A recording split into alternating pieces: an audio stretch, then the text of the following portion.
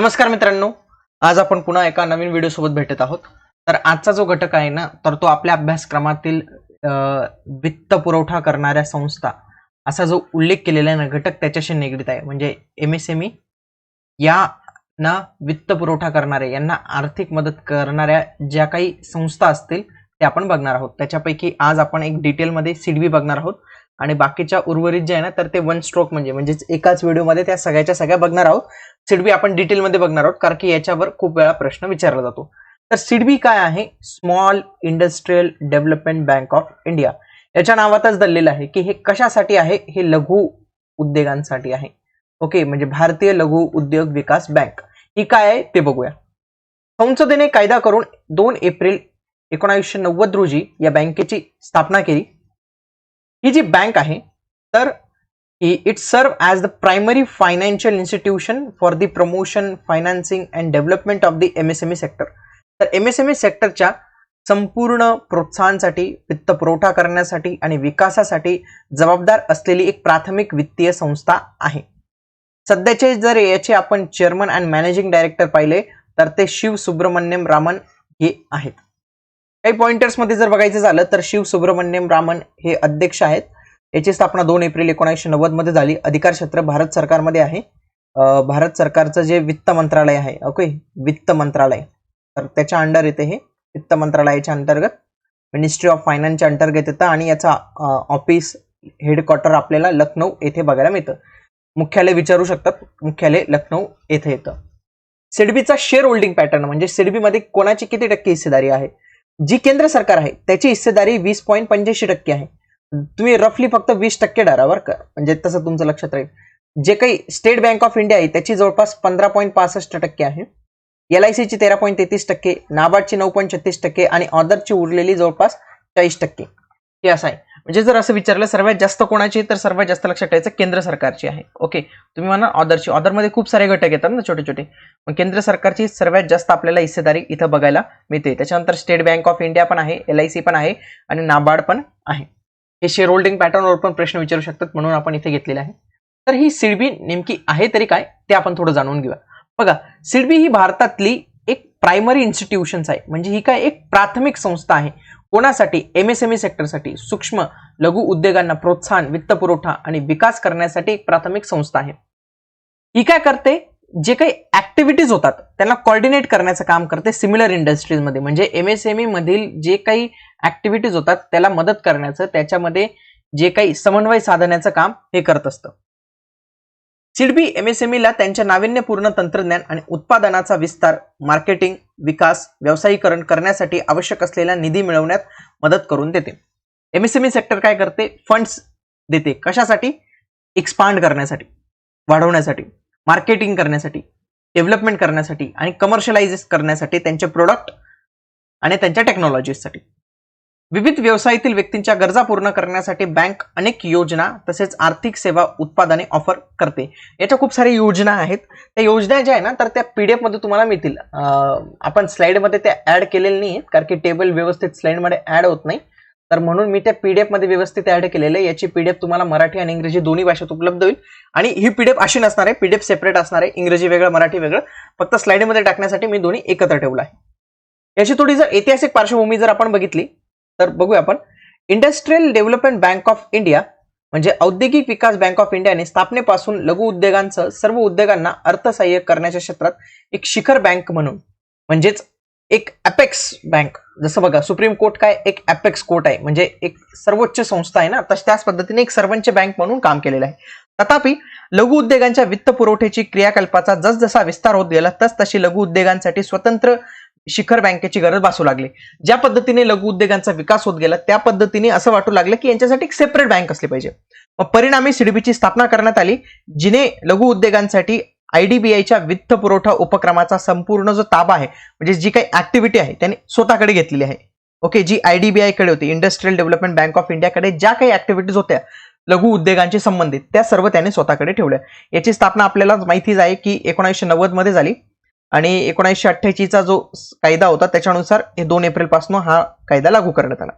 याच्यामध्ये आपण पाहिलं की भारत सरकार केंद्र सरकारच्या मालकीचे व नियंत्रण असलेले अशा 22 इतर संस्था, सार्वजनिक क्षेत्रातील बँका, विमा कंपन्या यांच्याकडे आहे.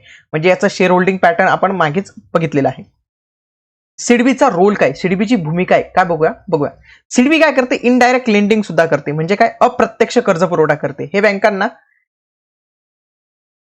SFB, NBFCs, MFI, new age fintech द्वारे वित्त पुरवठा करते. तसेच एमएसएमई क्षेत्रांना वित्त पुरवठा करण्यासाठी गुणक प्रभाव आणि विस्तृत पोच यावर आधारित आहे.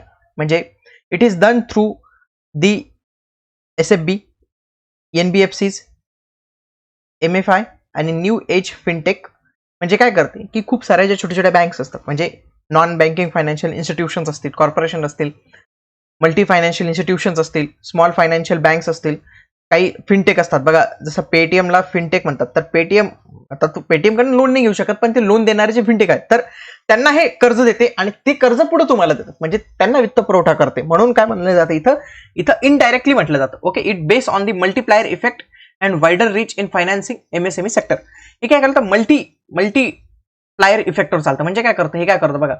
मल्टीप्लायर इफेक्ट काय म्हणतो की जर तुम्ही 100 रुपये मार्केटमध्ये फिरवले तर त्याचे काहीतरी x% जे आहे ना, तर ते जास्त फिरेल. म्हणजे 100x% एवढे मार्केटमध्ये पैसे फिरतात. कशामुळे, या इनडायरेक्ट लेंडिंगमुळे.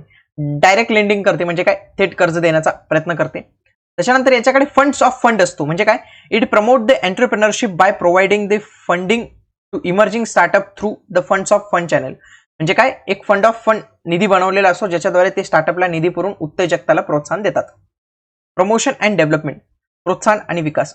उद्योजकताला प्रोत्साहन देणे आणि क्रेडिट प्लस उपक्रमांद्वारे एमएसएमई क्षेत्राच्या सर्वांगीण विकासात इच्छुक उद्योगांना मदत करणे.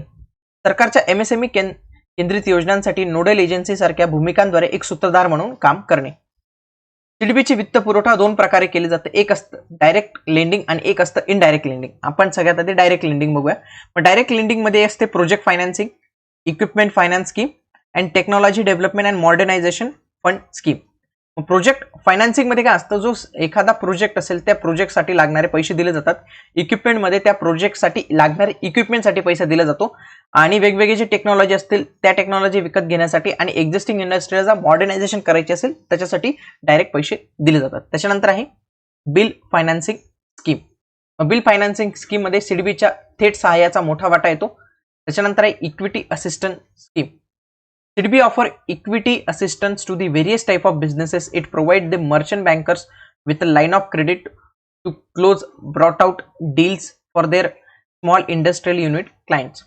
SIDBI विविध प्रकारच्या व्यवसायांना इक्विटी सहाय्य प्रदान करते. हे मर्चंट बँकांना छोट्या व्यावसायिक युनिटच्या क्लायंटसाठी खरेदी केलेले सौदे बंद करण्यासाठी क्रेडिट लाईन प्रदान करते. लाईन ऑफ क्रेडिट म्हणजे काय असतं, एक जनरली एक प्रकारचं लोनच असतं, परंतु ते एक स्पेसिफिक लोन असतं. म्हणजेच ज्या कारणांसाठी ते लोन दिलेलं आहे त्याच कारणांसाठी तुम्ही ते खर्च करू शकता. त्याला लाईन ऑफ क्रेडिट असं म्हणतात. लहान घटकांना राष्ट्रीय इक्विटी फंड्स योजनेद्वारे मदत मिळते. महिला उद्योग निधी योजना आणि माजी सैनिक रोजगारांसाठीच्या योजनेद्वारे बीज भांडवल देखील उपलब्ध करून दिले जाते. म्हणजे काय, एक सीड फंड स्कीम आहे, सीड कॅपिटल हे सुद्धा उपलब्ध करून दिलं जातं. त्याच्यानंतर आहे venture capital scheme. SIDBI venture capital फंडद्वारे व्हेंचर कॅपिटल सहाय्य देखील प्रदान करत असते. सिडबी इतर व्हेंचर कॅपिटल फर्मच्या फंडातही गुंतवणूक करते. उच्च जोखीम, विशेष आणि आयात पर्यायी प्रकल्पांसाठी सिडबी उद्यम भांडवल सहाय्य प्रदान करते. SIDBI also invest in funds of other ventures capital firms.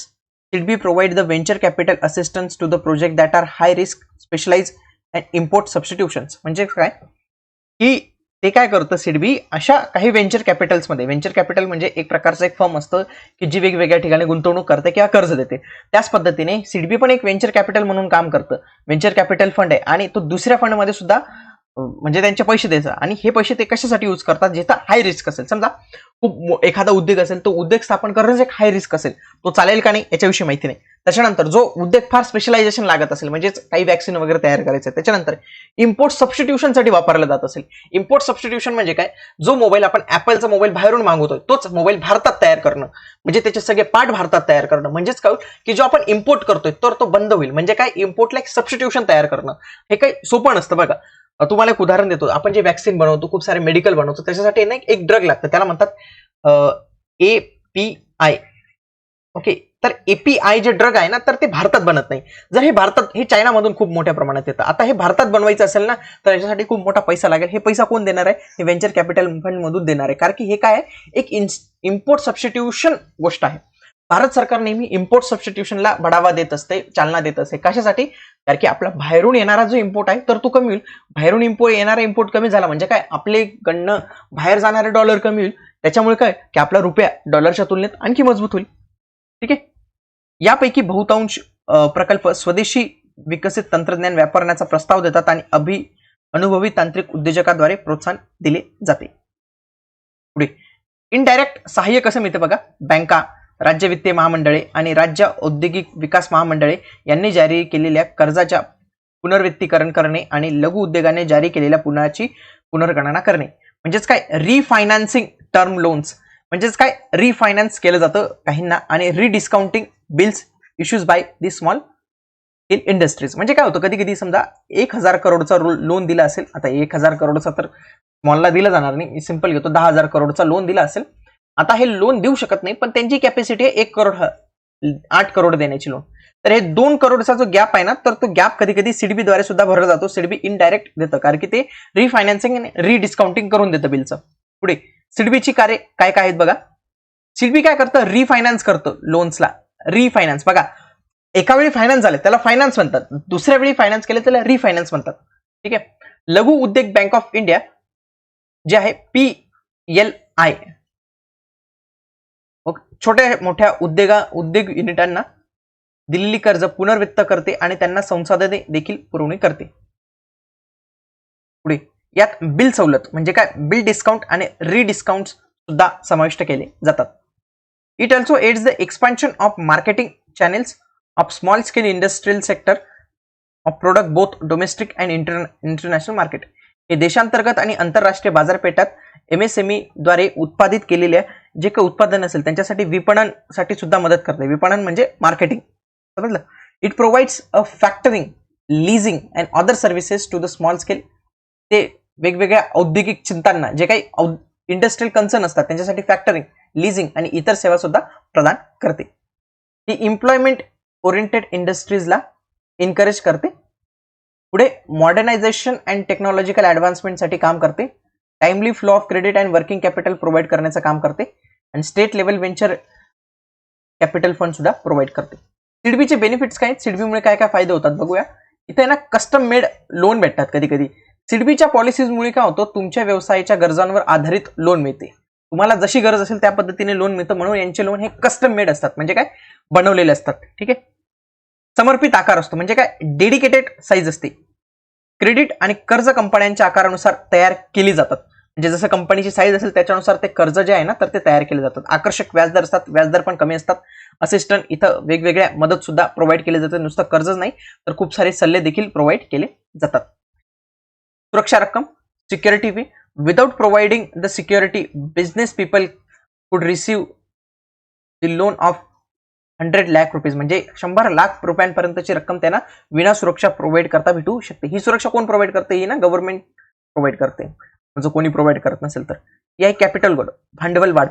उद्योजक एखाद्या कंपनीवरील त्यांच्या मालकीची कमी न करता वाढीच्या गरजा पूर्ण करण्यासाठी पुरेसे भांडवल मिळवू शकतात. आता बघा, तुम्ही शार्क टँक इंडिया पाहिलंय का, तर शार्क टँक इंडियामध्ये ते जेव्हा जातात तेव्हा सांगतात की आम्हाला कॅपिटल पाहिजे.